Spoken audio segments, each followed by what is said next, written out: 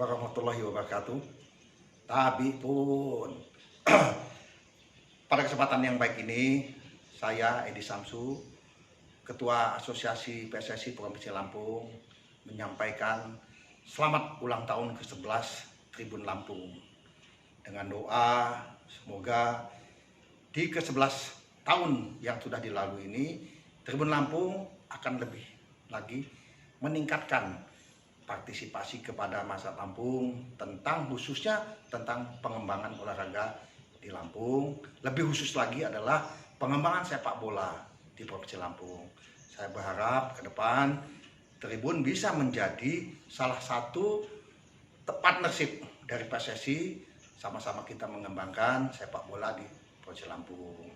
Demikian, sekali lagi selamat ulang tahun, jaya Tribun dan jaya olahraga Lampung.